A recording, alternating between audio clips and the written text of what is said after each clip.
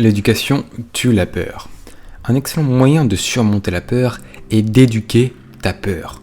Considère la plus grande peur de la plupart des gens, c'est-à-dire parler en public par exemple. La prise de parole en public comporte de nombreuses variables. Écrire et organiser le discours, le lire, le présenter avec confiance, avoir une certaine variété vocale, avoir un certain volume et une tonalité de voix, avoir des gestes, avoir un bon langage corporel, utiliser le contact visuel, des aides visuelles, atteindre les objectifs de discours, se connecter avec le public, s'adapter à la réponse du public, etc., etc. Si tu ne sais pas comment faire ces choses, cela ressemblera à un vide béant d'incertitude et de submersion, et la peur sera la réponse naturelle. Regarde n'importe quel acteur ou actrice de talent, et tout ce qu'ils font semble si naturel. Ils deviennent leur personnage. Mais ce que tu ne vois pas, ce sont toutes les étapes subtiles qu'ils ont dû franchir pendant des années et des années pour atteindre ce niveau de compétence. Une des raisons pour lesquelles les gens peuvent être vraiment confiants au lieu d'avoir peur devant une caméra ou sur scène, est qu'ils ont pris le temps d'apprendre exactement quoi faire. Si tu développes progressivement tes compétences en apprenant des autres qui les ont décomposées en morceaux apprenables de la taille d'une bouchée, la peur diminue considérablement parce que tu sais quoi faire.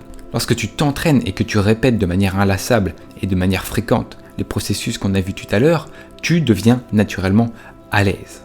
Parce que cet entraînement te permet d'acquérir ces compétences et de les gérer à tout bout de champ et dès qu'on va pouvoir te les demander. J'ai eu une expérience similaire en pratiquant les arts martiaux pendant plusieurs années. Lorsque tu t'éduques et tu t'entraînes à savoir comment gérer un attaquant, tu as moins peur d'être attaqué.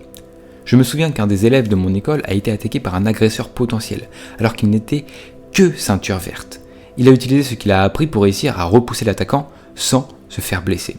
Beaucoup de ceintures noires de l'école n'avaient vraiment pas peur d'être attaquées, parce qu'elles savaient que leurs réflexes prendraient le dessus. Elles étaient en fait plus inquiètes de blesser quelqu'un que de se faire blesser eux-mêmes. Tout leur corps savait quoi faire. Lorsque j'ai atteint la ceinture marron, j'ai commencé à ressentir cela aussi, voulant presque que quelqu'un m'attaque juste pour voir comment mon corps réagirait à ce conditionnement que j'ai appris durant mes cours.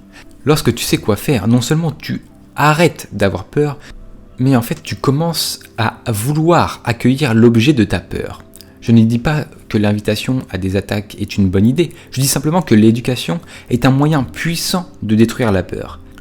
L'incertitude engendre la peur et la connaissance la tue. Pour résumer, un excellent moyen de vaincre une peur est de t'engager à étudier et à maîtriser tout ce que tu crains. Tout ce qui est dans cette brume qui constitue ta peur. De cette façon, tu prends le contrôle de l'objet de ta peur en l'affrontant dans des confrontations à la taille d'un bébé, à la taille d'une bouchée. Si tu as peur de parler en public, apprends à parler en public. Si tu as peur de ne pas savoir quoi faire en cas d'urgence médicale, apprends des techniques de premiers soins. Si tu as peur de X choses, fais Y choses qui te permettent de casser cette brume qui s'entoure de ta peur. Rappelle-toi toujours que l'éducation tue la peur. Et donc c'est le bon moment, après avoir regardé cette vidéo, de prendre un petit papier et de noter trois de tes peurs.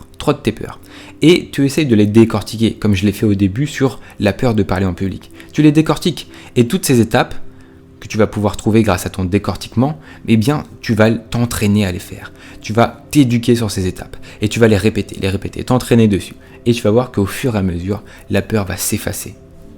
Par exemple, je prends un exemple bidon, tu as peur de rater ton gâteau au chocolat pour l'anniversaire de ta femme ou de ton enfant, eh bien, tu vas t'entraîner à faire le gâteau au chocolat autant de fois que possible pour avoir les bons préceptes. Tu vas t'éduquer auprès des meilleurs pâtissiers pour avoir les bonnes astuces, les bonnes choses à faire, les bonnes pratiques pour réussir en finalité ton gâteau au chocolat.